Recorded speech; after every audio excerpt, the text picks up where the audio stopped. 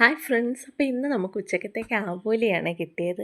ഒരു വട്ടം ഇത് മേടിച്ച് ഒന്ന് ഫ്രൈ ചെയ്ത് നോക്കിയതിന് ശേഷം ഇത് എവിടെ കണ്ടാലും ഞാൻ മേടിക്കും, അത്രയ്ക്ക് ടേസ്റ്റാണ്. അപ്പോൾ ഇന്നൊരു വെറൈറ്റി രീതിയിലൊന്ന് ഫ്രൈ ചെയ്തെടുക്കാം. അപ്പോൾ അതിനായിട്ടൊരു മിക്സിയുടെ ജാറിനകത്തോട്ട് കുറച്ച് ചുമന്നുള്ളിയും ഇഞ്ചിയും വെളുത്തുള്ളിയും പച്ചമുളകും കൂടി നല്ലതുപോലെ ഒന്ന് അരച്ചെടുത്തു. എന്നിട്ട് അതിനകത്തോട്ട് കുറച്ച് മുളക് പൊടിയും മഞ്ഞൾപ്പൊടിയും കുറച്ച് കുരുമുളക് പൊടിയും ആവശ്യത്തിന് ഉപ്പും കുറച്ച് വിനാഗിരിയും വെളിച്ചെണ്ണയും കൂടി ഒഴിച്ച് അത് നല്ലതുപോലെ ഒന്ന് പേസ്റ്റാക്കി എടുത്തു. എന്നിട്ട് അതിന് ശേഷം നമ്മൾ കഴുകി വൃത്തിയാക്കി വെച്ച മീനിൻ്റെ രണ്ട് സൈഡ് ഈ മസാല നല്ലതുപോലെ ഒന്ന് തേച്ച് പിടിപ്പിച്ചു. അപ്പോൾ കുറച്ച് മസാല ബാക്കി വന്നിട്ടുണ്ട്, അത് നമുക്ക് ലാസ്റ്റ് എടുക്കാം. അപ്പോൾ ഈ നല്ലപോലെ തേച്ച് വെച്ച് ഒരു 10 മിനിറ്റ് ഞാൻ ഇതൊന്ന് റെസ്റ്റ് ചെയ്യാനായിട്ട് വെച്ചിട്ടുണ്ടായിരുന്നു. എന്നിട്ടൊരു ചീനിച്ചട്ടി അടുപ്പിൽ വെച്ച് അതിനകത്ത് എണ്ണ ഒഴിച്ച് ആ മീനിട്ട് നല്ലപോലെ രണ്ട് സൈഡും ഒന്ന് ഫ്രൈ ആക്കി എടുത്തു. അപ്പോൾ അതിൻ്റെ മേലെ കുറച്ച് കറിവേപ്പിലയും കൂടെ ഞാൻ തൂവി കൊടുക്കുന്നുണ്ട്. അപ്പോൾ നല്ല മണമാണ് കേട്ടോ.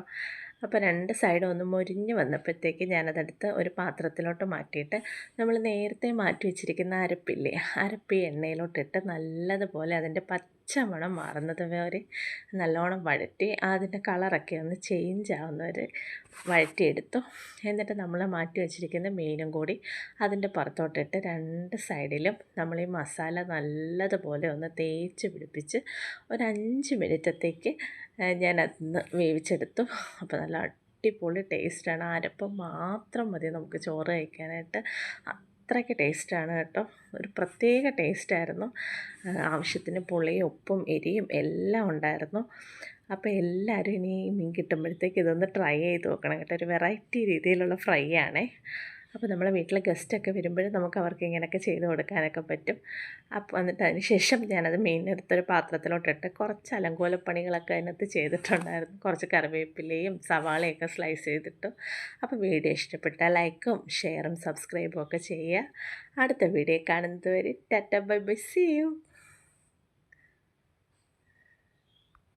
ഹായ് ഫ്രണ്ട്സ്, അപ്പോൾ ഇന്ന് നമുക്ക് ഉച്ചക്കത്തേക്ക് ആവോലിയാണ് കിട്ടിയത്.